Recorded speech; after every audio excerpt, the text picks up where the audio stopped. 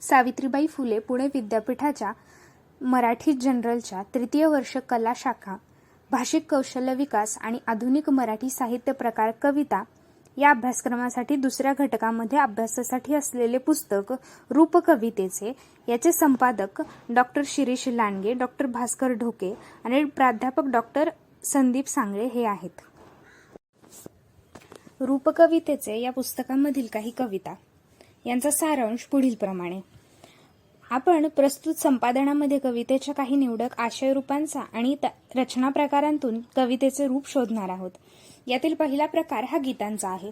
मराठीत सौमित्र आणि संदीप खरे यांनी मौलिक कविता गीतरचना निर्माण केलेली आहे. सौमित्र यांची कविता ही तरल प्रेम भावना प्रकट करणारी आहे. मराठी कविता ही आवाजी आणि प्रचारकी होत असतानाच्या काळात सौमित्र यांनी आपल्या कवितेतून तरलता आणि भावनात्मकता जपलेली आहे. मराठी कवितेत इंदिरा संत, ग्रेस, नाधो महानोर अशा अनेक कवींनी आपल्या कवितेतून पावसाच्या प्रतिमा योजल्या आहेत. त्या परंपरेमध्ये पावसाच्या प्रतिमेचा एक वेगळा आविष्कार सौमित्र यांच्या कवितेत पाहावयास मिळतो. सौमित्र हे पावसाच्या प्रतिमेतून प्रेमी युगुलांचा शृंगार उभा करतात. त्याला पाऊस आवडत नाही ही कविता प्रियकर आणि प्रेयसीच्या मनातील द्वंद्वात्मक रूप आविष्कृत करते. पाऊस आवडत नसला तरी ती त्याला आवडते. पावसासकट आवडावी ती म्हणून तीही झगडते. रुसून मग ती निघून जाते, भिजत राहते पावसात, त्याचं तिचं भांडण असं ओल्या चिंब दिवसात. किंवा प्रियकराच्या प्रेमाचा साक्षी असलेला पाऊस हा प्रियसीच्या नेणिवेत कसा रुजलेला असतो याचा अनुभव बघ माझी आठवण येते का या कवितेतून येतो. या कवितेत प्रियकर आणि प्रेयसीच्या विरहाचे, त्यांच्या अधुऱ्या प्रेमाचे अत्यंत हळवे, आर्त आणि चिंब वर्णन येते. पावसात प्रियेची आठवण किती रूपात प्रकट होते ते मुसळधार पाऊस, खिडकीत उभी राहून पहा, बघ माझी आठवण येते का या कवितेत येते. प्रियकराच्या हुरहुर वाढवणाऱ्या कातर प्रश्नांच्या मालिकेतून प्रियसीच्या मनातील साचून राहिलेला पाऊस चित्रमय रूपात प्रकट होतो. आत्यंतिक चित्रमयता हे या कवितेचे बलस्थान आहे. दिस नकळत जाई ही गेय कविता देखील प्रियकर आणि प्रेयसीच्या विरहाचे, त्यांच्या प्रेमाचे, प्रेमातील स्वप्नमयतेचे हुरहुर लावणाऱ्या दिवसातील मंतरलेल्या क्षणांचे दर्शन घडवते. प्रतिमा आणि प्रतीकांतून प्रत्येकारी चित्र उभे करणे हे सौमित्र यांच्या कवितेचे विशेष आहे. संदीप खरे यांच्या नसतेस घरी तू जेव्हा या लोकप्रिय गीत प्रथमदर्शनी एखाद्या प्रियकराची प्रेयसीच्या विरहातील आर्त हाक वाटते, पण प्रत्यक्षात ही एका मुलाने आपल्या आईची केलेली व्याकुळ आठवण आहे. आईशिवाय आपल्या अस्तित्वाला काहीच अर्थ नाही. तिच्या वाचून घर जगणे हे सगळे विरलेल्या वस्त्रासारखे आहे. आई आणि मुलाच्या निस्सीम, निरागस आणि आदिम प्रेमाचे बंध तव मिठीत विरघळणाऱ्या मज स्मरती लाघव वेळा असे तरलपणे उलगडतात. मातृप्रेमाचा हा हळवा सूर आयुष्यावर बोलू काही मध्ये तितक्याच हळवारपणे आयुष्याचे जगण्याचे मर्म सहजपणे उलगडून दाखवतो. जीवनातील भूत भविष्याच्या हळव्या कातर चिंतनामध्ये सुंदर वर्तमान हरवून जातो. म्हणून जीवनामध्ये सुख दुःखाला धीरोदात्तपणे सामोरे जाणे हे अधिक श्रेयस्कर असते. त्यामुळे उद्याची किती काळजी बघ रांगेतून, परवा आहे उद्याच नंतर बोलू काही. ही वास्तविकता स्वीकारत जगणे महत्वाचे असते. जगण्याच्या हे असे तत्वज्ञान ही कविता अत्यंत हळवेपणाने प्रकट करते आणि गेयतेने कवितेत प्रकट होते. नास्तिक ही कविता माणूस आणि ईश्वर यांच्यातील आदिम नात्यांचा शोध घेते. ईश्वरी अस्तित्वाच्या शक्याशक्यतेतून नास्तिक ही कविता माणूस आणि ईश्वर यांच्या आदिम नात्यांचा शोध घेते. ईश्वरी अस्तित्वाच्या शक्याशक्यतेतून आस्तिक नास्तिकवाद उभा राहतो. अशा वेळी देऊळ बंद झाल्यावर एक मस्त आळस देऊन बाहेर ताटकळलेला नास्तिक अशी गप्पा मारता मारता देव म्हणतो, दर्शन देत जा अधूनमधून, तुमचा नसेल विश्वास आमच्यावर पण आमचा तर आहे ना. जीवनामध्ये आस्तिक नास्तिक विरोधापेक्षा माणूस म्हणून साहचर्य स्वीकारत जगणे महत्वाचे आहे. तरल संवेदनशील अनुभव आणि गीतानुकूल शब्दकळा ही संदीप खरे यांच्या गीतांची वैशिष्ट्ये आहेत. कवितेचा दुसरा प्रकार म्हणजे विचारांशी बांधील असणारी आशयविष्ट कविता, चिंतनात्मक कविता होय. या प्रकारात प्रकाश होळकर यांची कविता ही कोरडवाहू शेती आणि शेतकऱ्यांचे दुःख मांडणारी आहे.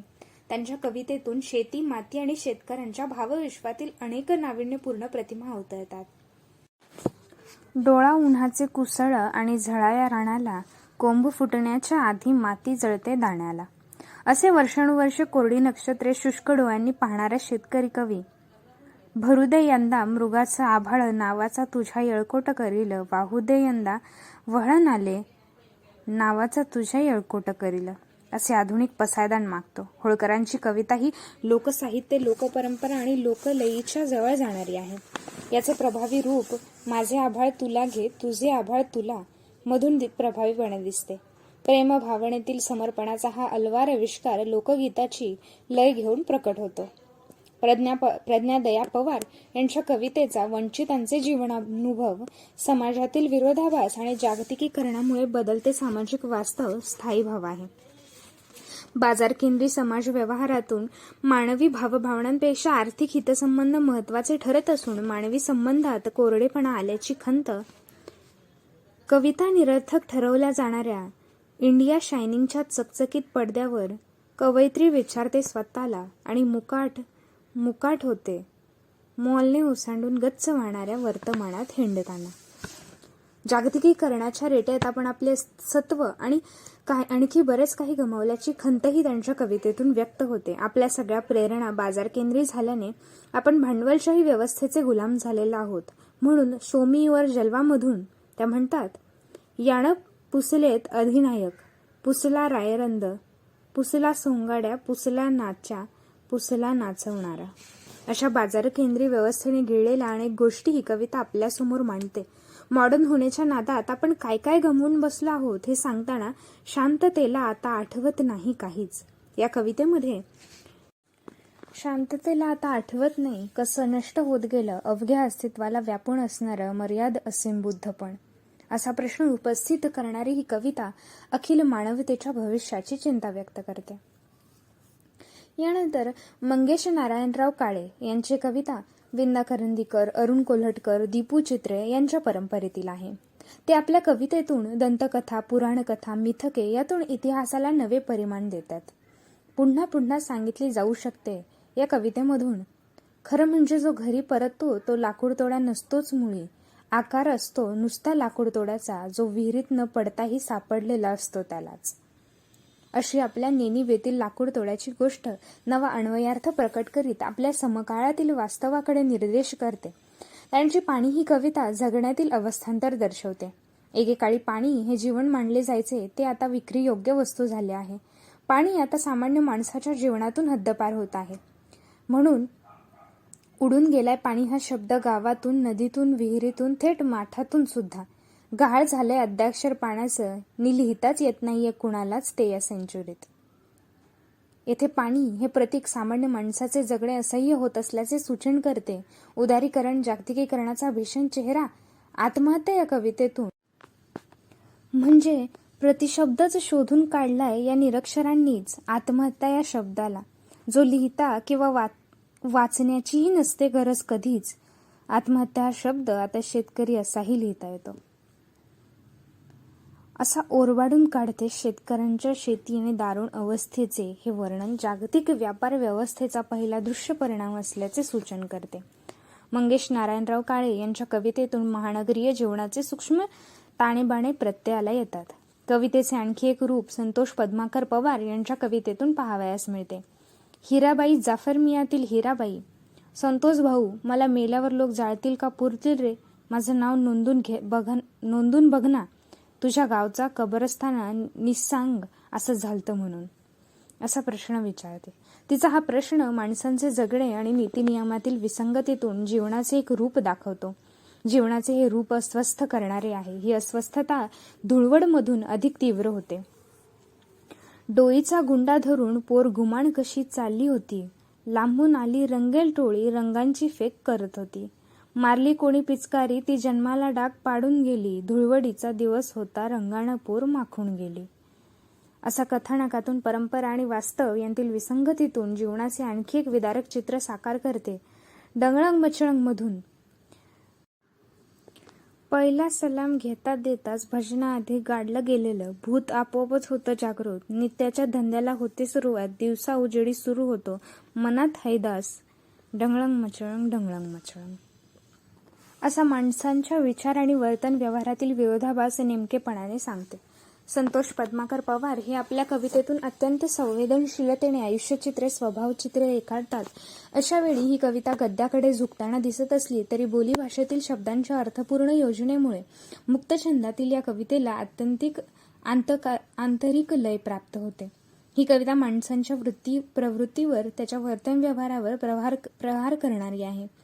समकालाची संवेदनशील अनुभूती हे संतोष पद्माकर पवार यांच्या कवितेचे बलस्थान आहे. 1960च्या दशकात वेदना आणि विद्रोह मांडणारे दलित साहित्य हे 1990 नंतर बदलू लागले. विशेषतः 2000 नंतरच्या काळात दलित साहित्यात नव्या जाणीवा व्यक्त होऊ लागल्या. नव्या पिढीला डॉ. बाबासाहेब आंबेडकरांचे विचार, तथागत गौतम बुद्धांचे तत्वज्ञान नव्या परिप्रेक्ष्यात मांडण्याची आवश्यकता भासू लागली. अशा पिढीचे नितीन भरत वाघ हे एक प्रातिनिधिक कवी होय. ते जगाकडे तथागत गौतम बुद्धांच्या सम्यक भावाने, डॉ. बाबासाहेब आंबेडकरांच्या वैश्विक दृष्टीने पाहतात. मानवी मूल्य आणि शांतता हेच मानवी कल्याणाचे एकमेव साधन आहे. कुठल्याही प्रकारच्या हिंस्र वृत्तीचा निषेध हा त्यांच्या कवितेचा स्थायी भाव आहे. डॉ. बाबासाहेब आंबेडकरांनी शिका, संघटित व्हा आणि संघर्ष करा या त्रिसूत्रीचा अन्वयार्थ समकालीन संदर्भात योजताना ते सांगतात. धरताही येत नाही, सोडताही. मानगुटीवर बसलेली फासासारखी, जगू देत नाही, मरूही. श्वासात अडकलेल्या श्वासासारखी, रोखते सोडते. मुक्तीच्या कोलाहलात समष्टीचा छळ, धड इकडे ना धड तिकडे. येऊ देणारी ना जाऊ देणारी. माया व्यामोहाच्या झुल्यावर त्रिशंकू चलिंदर. अस्तित्व वास्तवाचे क्षणिक, चांदण चकवा भर दिवसा. या आकाळलेल्या मुक्तीचं काय करायचं. अशी चळवळीतील विचारी कार्यकर्त्याची संभ्रमावस्था सूचित करीत एक वैचारिक दिशा देण्याचा मार्ग दाखवण्याचा प्रयत्न करतात. अफगाण या कवितेमधून बामियानाचा उद्ध्वस्त बुद्ध बघतो हसऱ्या डोळ्यांनी. त्याचीच प्रतिमा असंख्य डोळ्यात विझत जात असताना गोळ्यात. अफगाणामधील बुद्ध प्रतिमेला उद्ध्वस्त करण्याचा प्रयत्न हे मानवतेवरील संकट आहे, हे या हिंस्रतेचे दर्शन घडवणे. ही कविता गौतम बुद्धांचे विचार जगाला मुक्तीकडे नेऊ शकतात याचे सूचन करते. महापुरुषांचे दैवतीकरण, अस्मितेत रूपांतरण हे त्यांच्या मूळ शिकवणीला तिलांजली देणे असते. म्हणून ते तुला देव बनवत राहतील. मी तुझ्यातला माणूस विसरू देणार नाही. तो ठेवेल शिल्लक खरवडून शेंदूर तुझ्यावरचा. तुला बसवला मखरात सजवून धजवून तरी. पुस्तकातला तू मांडत राहीन जीवाच्या आकांताने. अशी आपली व्यवस्था विरोध नोंदवतात. डॉ. बाबासाहेब आंबेडकरांचे विचार ज्ञान हे त्यांचे खरे रूप आहे. त्यांना तेवत्व देऊन त्यांच्यातील माणूस पण नष्ट होऊ देऊ नये असे कवीला वाटते. नितीन भरत वाघ यांची कविता आंबेडकरी परंपरेला एक नवीन विधायक आणि वैचारिक दिशा देणारी कविता आहे. प्रवीण अक्कणवरू हे अगदी अलीकडचे तरुण तंत्रस्नेही पिढीची कविता लिहिणारे कवी आहेत. आपले सगळे आयुष्य तंत्रज्ञान, विविध समाज माध्यमे आणि व्यापार केंद्रे व्यवस्थेने व्यापलेले आहे. प्रवीण अक्कणवरू जागतिकीकरणाच्या पार्श्वभूमीवर बदलत जाणारे राजकारण, समाजकारण, भांडवली व्यवस्था आणि त्यांचे बाजारीकरण या सगळ्यात थोतांडी वाटणाऱ्या जगाकडे पाहण्याचा एक स्वतंत्र मानवी दृष्टिकोन कवी व्यक्त करतो. सत्ताकारण आणि समाजकारण करणाऱ्या एका व्यवस्थेला तो काही प्रश्न विचारू पाहतो. संस्कृतीचा वृथा अभिमान बाळगणाऱ्या समाजाला तो विचारतो, गवसलाय का तुला 10वा रस, 11वी दिशा किंवा 8वा स्वर तरी आजतागायत. असा प्रश्न उपस्थित करून स्थितीवादी समाजाचा नाकर्तेपणा दाखवतात. वरवर आपण भगवान बुद्ध, संत ज्ञानेश्वर, तुकाराम यांचे नाव घेत असतो. वेळ आली की त्यांचे विचारही उद्धृत, पण प्रत्यक्षात त्यांच्याप्रमाणे आचरण मात्र करत नाही. आपला विचार, आपले आचार यात तफावत असते. या ढोंगीपणावर बोट ठेवताना म्हणतात, तुला थेरोटिकली अवगत आहे बुद्धाची करुणा, मुखोद्गत आहे ज्ञानातुकयाची प्रतिभा. तू कोळून प्यायलेले आहेत सगळे वाद अणशास्त्रेही, आणि शोषली आहेस तत्वबित्व मूर्तिमंत्र बाणगुळांच्या निष्ठेने. एखादे बाणगुळ जसे परजीवी असते, ते दुसऱ्याचा रस शोषून जगते, हे केवळ दुसऱ्याच्या विचारावर जगणार आहे तसे म्हणत तो मूलभूत प्रश्न विचारतो की, हे संस्कृतीवाद्या, तुझे असे काय आहे, तुझे असं काय आहे. मी फेसबुकवर विचार या कवितेतूनही आभासी जगात किंवा अवकाशात अडकलेल्या पिढीचे वर्णन केलेले आहे. फेसबुक, ट्विटर, इंस्टाग्राम समाज माध्यमांच्या प्रभावात अडकलेल्या प्रचारकी स्वयंप्रेमातील विवेकशून्य वर्तनाचे चित्रण येते. अवघे जग आभासी दुनियेच्या बाजाराच्या हातचे बाहुली झालेले आहे. या जगातील माणसे म्हणजे ग्राहक, ते विक्री योग्य वस्तू आहेत. यापेक्षा माणसाच्या जगण्याला अधिक महत्त्व नाही हे सूचित करताना कवी म्हणतात, अलबत मी आजन्म ग्राहक आहे इथला, पण मी आहे उत्पादक, होलसेलर आणि रिटेलरही, धारणांच्या झुलत्या काट्यावर, अल्गोरिदमच्या अतिमानवी रेट्यानुसार. जागतिकीकरण आणि बाजारीकरणाच्या रेट्यात माणसाची झालेली अवस्था आणि त्यात निर्माण झालेली एकरेशीय संस्कृती यावर अत्यंत बोचरे आणि वास्तव भाष्य करणारे कवी. एकूणच नव्या पिढीची कविता कोणत्या वळणावर आहे याचे प्रातिनिधिक उदाहरण म्हणजे प्रवीण अक्कणवरू यांची कविता आहे. कवितेचे आणखी एक रूप हायकू मधून दिसते. हायकू हा जपानी काव्यप्रकार शिरीष पै यांनी मराठीत आणला. तांका या जपानी काव्यप्रकारातून हायकू हा काव्यप्रकार उदयास आला. यामध्ये 3 काव्यपंक्ती आणि साधारण 17 अक्षरे म्हणजे शब्दावयव असतात. अल्पाक्षरे आणि बंदिस्त स्वरूप असलेला हा काव्यप्रकार आहे. या पहिल्या ओळीत 5 अक्षरे, दुसऱ्या ओळीत 7 अक्षरे आणि तिसऱ्या ओळीत पुन्हा 5 अक्षरे असतात. हायकू या रचना प्रकारामध्ये प्रमुख विषय ऋतुचक्र किंवा निसर्ग असतो. 3 ओळींच्या एका रचनेमध्ये तर निसर्ग, प्रतिमा आणि प्रतिमांचा प्रतिकात्मक उपयोग असावा लागतो. तरलता, हळुवारपणा, चित्रमयता हा या रचनेचा विशेष असतो. झेन तत्वज्ञानाचा प्रभाव असलेला हा काव्यप्रकार जपानमध्ये मात्सुयो बाशो यांनी लोकप्रिय केला. चीनी आणि कोरियन भाषेतही हा काव्यप्रकार लोकप्रिय आहे. प्रारंभी या प्रकारात निसर्ग आणि ऋतुवर्णन असायची. हा काव्यप्रकार जगभर लोकप्रिय झाल्यानंतर त्यातून इतर विषयही मांडले जाऊ लागले. मराठीमध्ये काही मोजक्या कवींनी या रचना प्रकारात रचना केलेली दिसते. त्यामध्ये देवीदास चौधरी हे एक महत्वाचे कवी आहेत.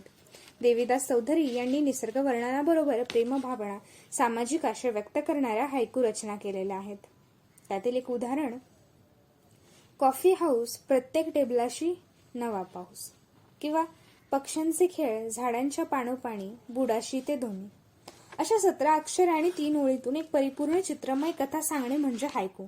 अशा या तरल भावनाप्रधान काव्यप्रकारामध्ये रचनेचे तंत्र अत्यंत महत्वाचे असते. हायकूप्रमाणे गझल हा देखील एक तंत्रप्रधान काव्यप्रकार आहे. त्यामुळे गझलमध्ये रचना कौशल्य महत्वाचे ठरते. फारसी आणि भारतीय भाषांच्या संकरातून उर्दू किंवा पूर्वी रेख्ता म्हटले जायचे ती भाषा निर्माण झाली. अनेक शतकांच्या फारसी उर्दू भाषेच्या साहचर्यातून गझल उर्दू भाषेत लोकप्रिय झाली. उर्दूच्या संपर्कात गझल हा प्रकार मराठी भाषेतही रुजला. भावनांची आत्यंतिक उत्कट तरल अभिव्यक्ती हे गझलचे वैशिष्ट्य. प्रेमातील विरह, दुःख, वेदना यांचा भावोत्कट आविष्कार गझलेतून पाहावयास मिळतो. तंत्रावर प्रभुत्व असल्याशिवाय प्रभावी गझल लिहिता येत नाही. एकाच वृत्तातील एकाच यमकाला काफिया म्हणतात आणि अंत्ययमकाला रदीफ असे म्हणतात. अशा रचनेच्या प्रत्येकी 2-2 ओळींच्या किमान 5 किंवा त्याहून अधिक शेरांची रचना म्हणजे गझल. गझलेतील 2 ओळींच्या स्वतंत्र रचनेला शेर म्हणतात. प्रत्येक शेर हा अर्थदृष्ट्या वेगळा असतो. कधी हे शेर एकमेकांना पूरक तर कधी भिन्न असतात. म्हणून गझलेतील शेरांचा क्रम बदलला तरी फरक पडत नाही. थोडक्यात गझलेतील प्रत्येक शेर हा स्वतंत्र अभिव्यक्ती असतो. गझल समजून घेण्यासाठी शेराच्या अर्थाबरोबर गझलेचा आकृतिबंध समजून घेणे अत्यंत महत्वाचे आहे. मराठी भाषेत गझल लोकप्रिय करण्याचे श्रेय निर्विवादपणे सुरेश भट यांना दिले जाते. कमलाकर आत्माराम देसले यांनी सुरेश भटांच्या परंपरेतील गझल लिहिली आहे. त्यांच्या गझलांतून वारकरी संप्रदायाच्या प्रभावातून आध्यात्मिक वारसा जाणवतो. त्यांच्या कवितेची सर्वानुभूती, समभाव, प्रेम ही शाश्वत मानवी मूल्ये आहेत. गेयता, लयबद्धता अलीकडे दुर्मिळ होत असलेला काव्यगुण त्यांच्या कवितेत आढळतो. आपल्या आयुष्यात एखाद्या गोष्टीचा अभाव आणि तृष्णा पूर्ण झाल्यावर येणाऱ्या अवस्थेचे वर्णन करताना ते म्हणतात, उजेड असतो अंधारातच, उजेड मावळल्यावर कळले. अशा ओळींतून ते सांगतात. मी शब्दांनी बोलत नाही या गझलेतून प्रेम या शाश्वत मूल्याचे वर्णन केलेले आहे. प्रेम हे त्यागावर अवलंबून असते. समर्पण भाव प्रेमात फार महत्वाचा असतो हे सांगताना ते म्हणतात, बदलणार जे नाही कधीही त्या सत्याशी भांडत नाही, किंवा कोठलाही स्वार्थ नाही, काय हा परमार्थ नाही. प्रेमातील स्वार्थ, त्याग, समर्पण हे उच्च आध्यात्मिक भाव असल्याचे सूचन त्यांच्या कवितांतून होते. गझल या तंत्रप्रधान काव्यप्रकारासाठी हवे असणारे तंत्रावरील प्रभुत्व आणि गझलसाठी आवश्यक तरलता यांचा अप्रतिम समन्वय समन्वय कमलाकर आत्माराम देसले यांच्या कवितेत आढळतो. थोडक्यात अशा काही निवडक कवी आणि त्यांच्या कवितांच्या आशयरूपांचा विविध रचना प्रकारातून विचार केलेला आहे. यातून समकालीन कवितेचे एक रूप समोर येते. या रूपाला काही एक मर्यादा देखील असू शकतात. समकालीन कवींच्या कवितांतून आशयाची बहुविधता दिसून येते. प्रस्तुत संपादनातील निवडक कवी आणि त्यांच्या कवितांतून समकालीन कवितेचे चित्र पुरेसे स्पष्ट होत नसले तरी ते काही प्रमाणात डोळ्यांसमोर उभे राहते. हे रूप सर्वसमावेशक नसले तरी विद्यार्थ्यांना समकालीन कवितेच्या विविधतेची, तिच्या रूपाची काही एक अटकळ देणारे दिशादर्शक व्हावे असा प्रयत्न संपादकांनी केलेला आहे.